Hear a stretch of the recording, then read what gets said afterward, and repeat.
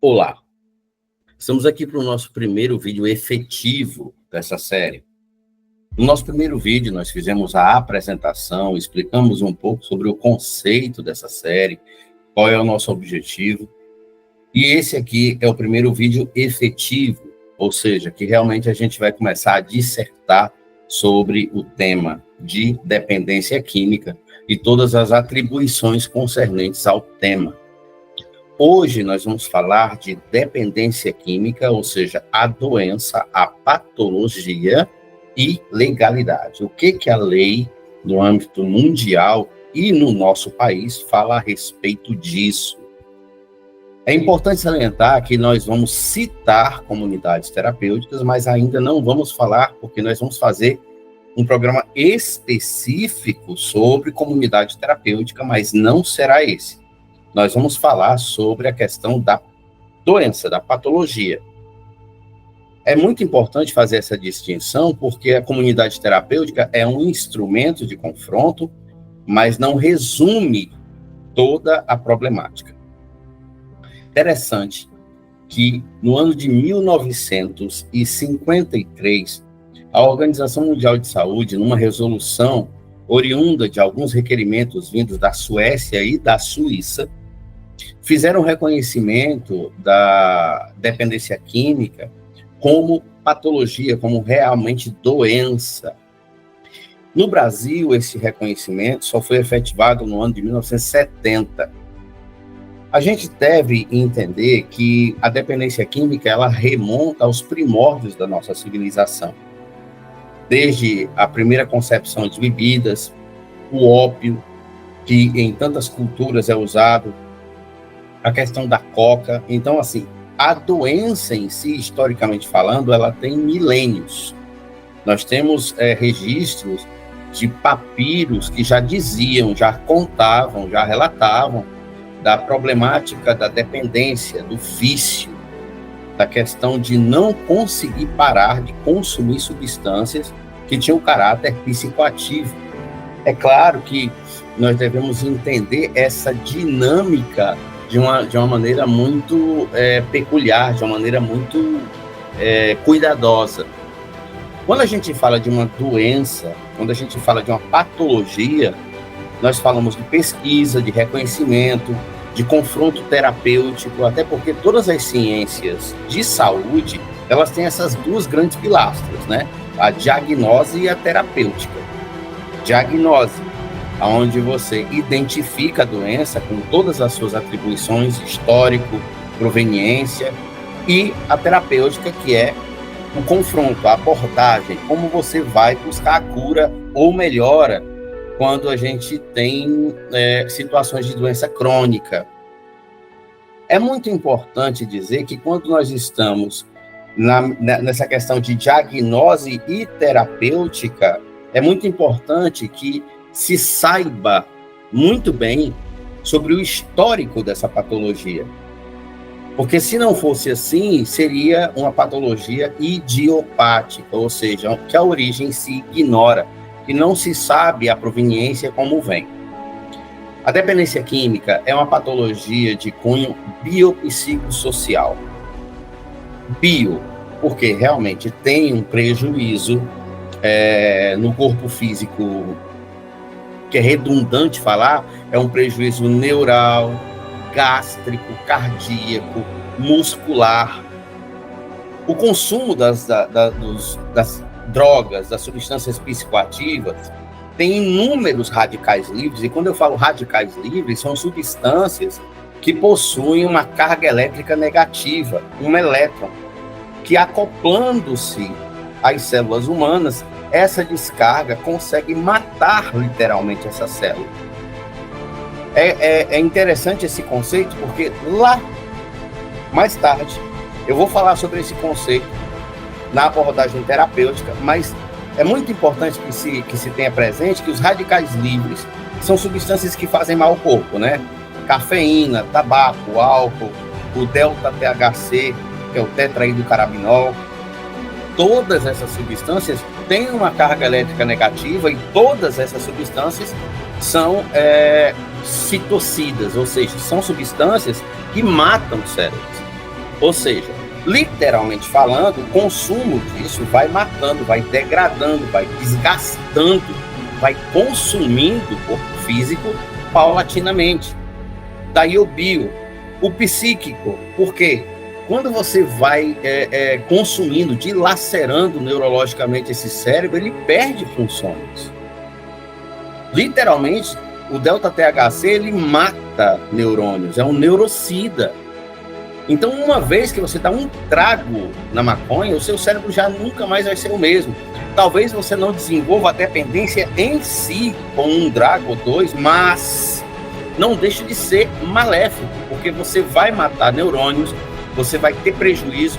E o interessante é que o prejuízo vai ser em regiões que vão repercutir na tua vida de modo direto. As primeiras regiões que você tem prejuízo neural é o hipocampo, o mesencéfalo e a amígdala. Nós falamos de cognição, de memória e de emoção, de emotividade. Ou seja, a emotividade vai perecendo, fica em desequilíbrio. A questão da cognição, do aprendizado e da memória. E quando nós juntamos emotividade, memória e aprendizado, nós fazemos um resumo da personalidade da pessoa, que literalmente entra em xeque. Então, bio, psico, as consequências chegam ao social. A droga mata, mas antes de matar, ela desmoraliza. E ela desmoraliza como? O adicto. Essa nomenclatura, ela é muito polêmica. Muitas pessoas não gostam de nominar o dependente químico assim, porque o termo adicto em latim significa escravo. Mas, na prática, nós devemos reconhecer que é isso, porque a pessoa se torna escravo da vontade de consumir. Isso é a dependência química, isso é a drogadição, isso é a adicção. Então, quando a gente fala no adicto, quando a gente fala na mente dele dilacerada, quando a gente fala nesse desejo, nessa compulsão, que este é o termo correto, nós falamos de um efeito intraneural que é desastroso. O que acontece na cabeça? Essa patologia, ela tem como principal mecanismo a explosão de dopamina dentro do cérebro. Como é isso? Entre os neurônios, ou seja, a coligação, o contato entre os neurônios é através das sinapses. E na ponta das sinapses existem os neurotransmissores. Dopamina, noradrenalina, existem diversos e cada um com uma função. Mas quando nós falamos de dopamina, nós falamos do neurotransmissor do prazer ou de recompensa. E todas as vezes que você usa uma droga, aquela droga induz um extravaso de dopamina no seu cérebro. Ou seja, o prazer é imenso. Todas as vezes que eu falo sobre isso, eu gosto de abrir um parêntese. A primeira vez, ela é estrondosa, é uma explosão de dopamina. E as outras vezes, é uma perseguição da primeira vez, que nunca mais vai voltar. Porque já existe um prejuízo. Essa busca pelo prazer, essa coisa cega e compulsiva, provoca a dilaceração da personalidade, do caráter, do comportamento, da moral, da interação e, por isso, social. Uma doença biopsicossocial. Alguns, numa frequência muito particular, porque cada um tem a sua interpretação disso, coloca um quarto fator, que é espiritual. Porque tira da pessoa a sua liberdade de acreditar, empurrando-a em um poço sem fundo de descrença, primeiro nele mesmo. Então, quando nós abordamos isso, nós temos uma doença que atinge todos os segmentos da vida de uma pessoa. A lei, ela trata todo doente, toda pessoa portadora de um transtorno como alguém que tem direito a ser tratado, direito de ter apoio, direito de ter acesso a eventuais medicamentos que possam lhe trazer qualidade de vida. E quando é doença crônica, quando a gente fala de doença crônica, a gente fala no seguinte: a Organização Mundial de Saúde, ela reconhece a dependência química como uma doença que não tem cura, mas é uma doença crônica. Uma doença crônica é aquela que você convive com a doença, entrando em equilíbrio com ela. Alguns exemplos: a diabetes mellitus, né? Você entra em harmonia, você convive com aquilo através de remédios, de hábitos, e você vive. A AIDS foi declarada como uma doença crônica, que você convive um tempo através do AZT e coisas. Então, a dependência química é considerada como uma doença crônica.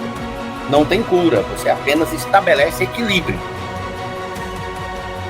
Para uma doença que é crônica, ou seja, não tem cura, uma doença incurável, existem algumas políticas que são necessárias ser observadas.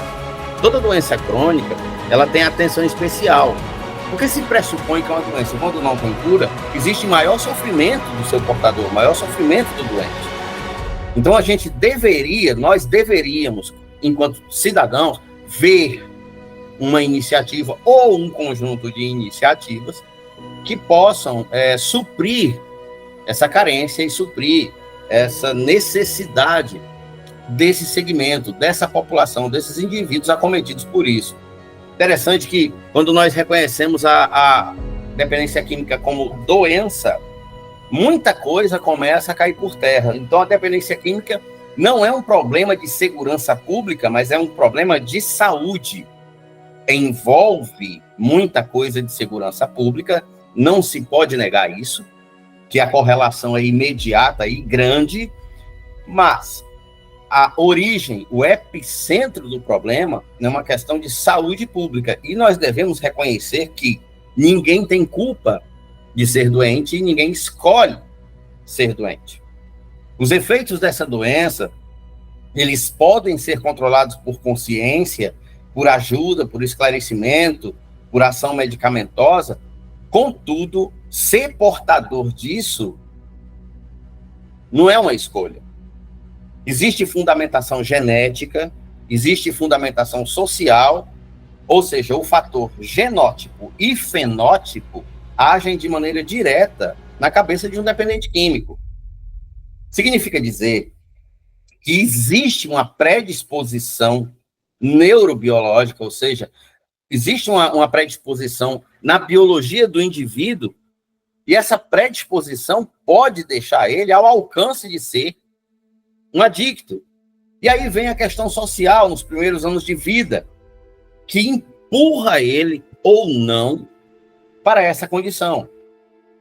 Quando nós falamos dessa doença, ela não está dentro de um nível social, ela não está restrita a um determinado segmento de pessoas, não. Interessante que durante algum tempo eu precisei visitar a Cracolândia algumas vezes, eu vi histórias lamentáveis. Eu conheci uma médica ginecologista lá na Cracolândia, com CRM, ou seja, uma mulher estudada, uma mulher que sabe, dependente química, em último grau, numa situação deplorável, se prostituindo para ter mais drogas. Lá, ela já tinha uns 6 filhos e cada um de um pai. Olha, eu estou falando isso querendo apresentar para vocês um fato. Agora, é um fato isolado, é um fato que eu não tenho o nome, se eu tivesse também não diria, mas eu quero... Qual é o objetivo de citar isso aqui? É porque não tem uma camada social. Não existe isso. E eu falo até a título de alerta, porque eu estou muito longe disso, meus filhos estão longe disso, isso nunca vai chegar. Infelizmente, ninguém está fora do raio de alcance da dependência química. Agora, quando a gente fala de legalidade em relação à dependência química, nós precisamos entender algumas coisas. Primeiro, é uma doença reconhecida que tem CID. O CID dela é o F9 e o F10 com uma ponte no F19.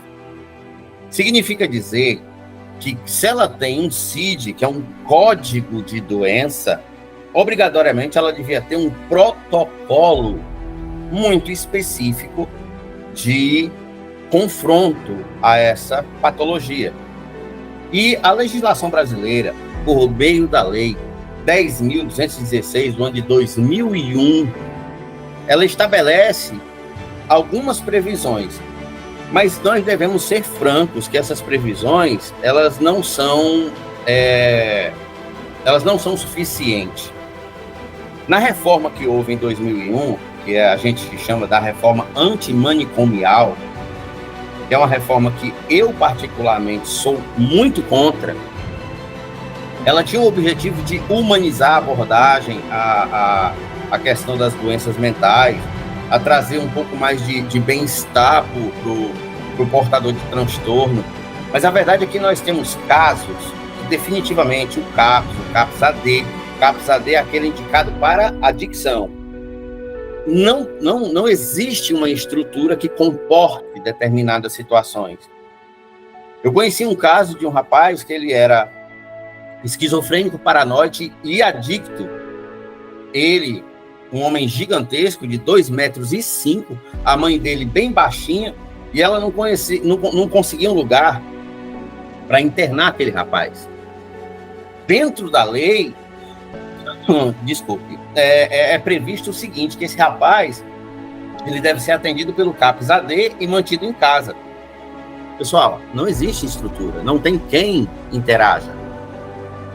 Nesse caso, ele não tem perfil de comunidade terapêutica e muito menos de ficar na sua residência. Ele precisa de uma atenção em um hospital psiquiátrico, coisa que hoje o SUS não tem mais. Significa dizer que o paralelo entre ciência e legalidade está totalmente desorganizado, desequilibrado, e infelizmente nós não temos um horizonte capaz de vislumbrar alguma saída a médio, longo, curto prazo. Não existe. A lei, ela prevê para a dependência química os cuidados ambulatoriais no CAPS, né, o CAPS-AD, prevê a internação voluntária nas comunidades terapêuticas, mas diga-se de passagem que quando a gente fizer o vídeo sobre isso, vocês vão entender que existe muita coisa a ser esclarecida sobre a comunidade terapêutica. E a internação involuntária, que é a conhecidíssima compulsória, mas que também tem uma série de brechas não esclarecidas.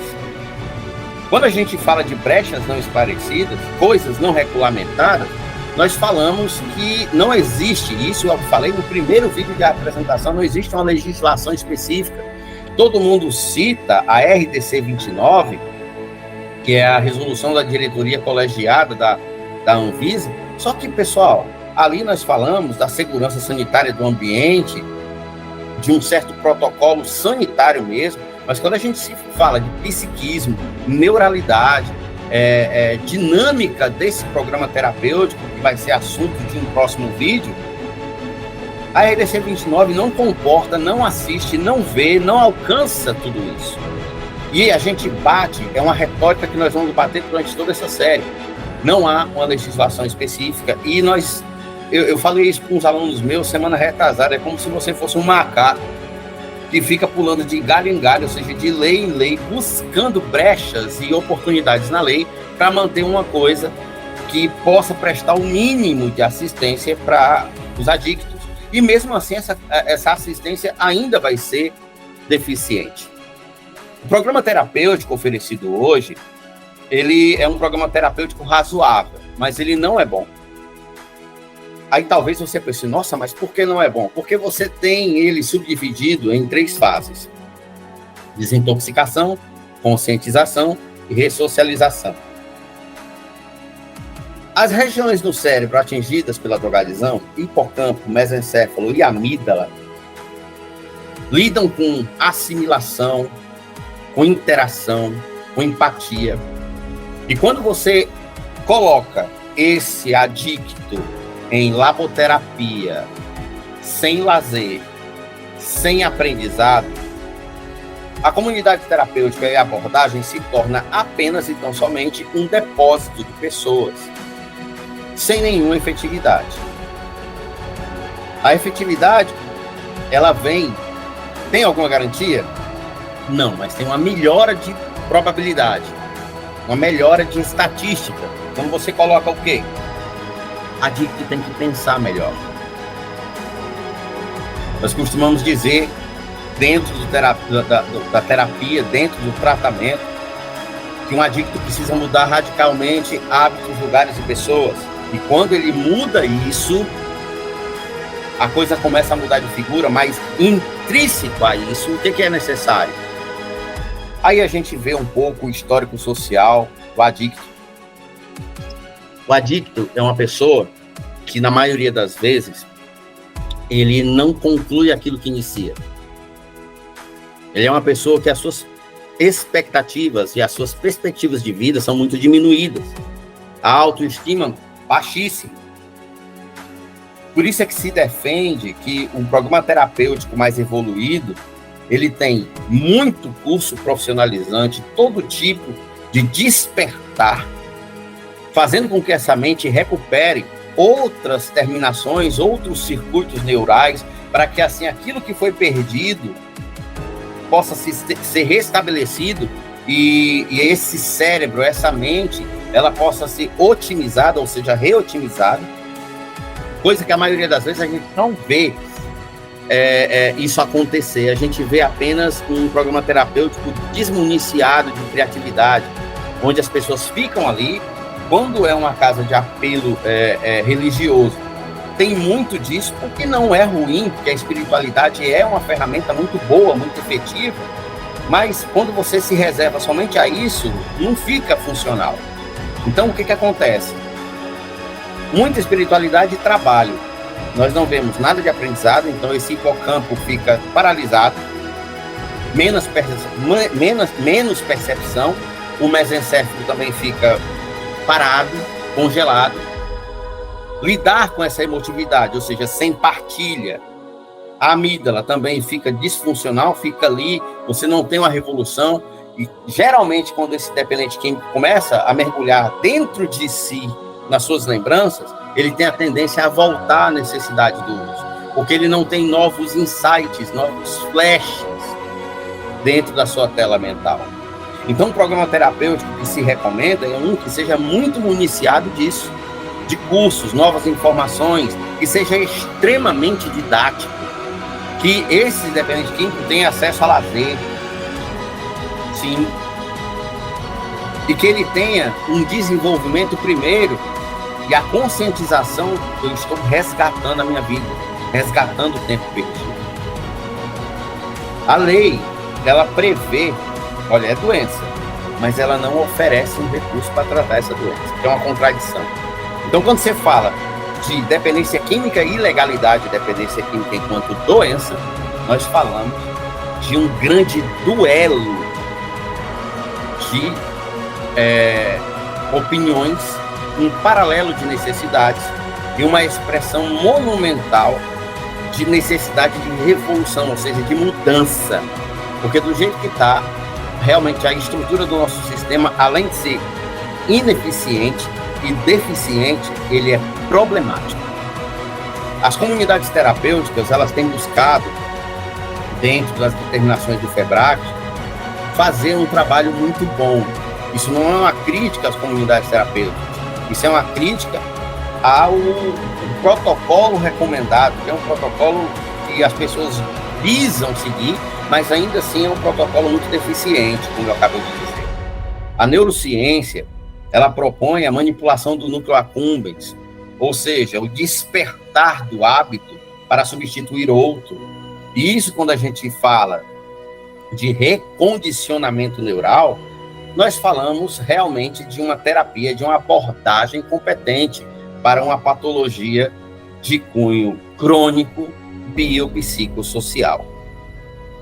Bem, pessoal, além dessa lei do ano de 2001, nós não tivemos maiores revoluções em se falando de saúde pública. Então, a Lei 10.216 de 2001, foi a última previsão legal sobre as questões que envolvem doença, que envolvem tratamento. Foi oferecido um número, que é o 132, a vigilância sanitária, ela se pronuncia na medida que o Ministério da Saúde também lança alguma coisa, ou alguma universidade faça, mas o fato é que a lei não fala nada, de novo, sobre a doença da dependência química. Nosso país, ele ainda é um dos melhores em relação à abordagem. Mesmo não tendo uma abordagem boa, ainda é um dos melhores. Por exemplo, a Europa é pior do que o Brasil. A Europa inteira. Porque eles chegam a um ponto de ter uma política de convivência com isso. Muita gente gosta, mas eu sou terminantemente contra. A Holanda tem o distrito 13, onde você tem um quarteirão isolado, onde lá você pode se drogar, beber, fazer o que você quiser, e tem na porta, porque é murado, é fechado, polícia, assistência médica, ou seja, eles dão liberdade para a pessoa se destruir. Não, isso não é política não é um protocolo contra uma doença. É você dizer, não, porque esse lugar é para você morrer. Você tem a liberdade de se arrebentar.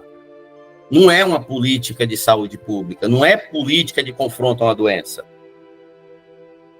Então, o Brasil ainda tem uma intenção. Comunidades terapêuticas fora do Brasil existem realmente, mas são raríssimas. Na Itália, eu tenho notícia de 2, no país inteiro. Então, o Brasil ainda está muito bem, apesar de ter essa grande deficiência.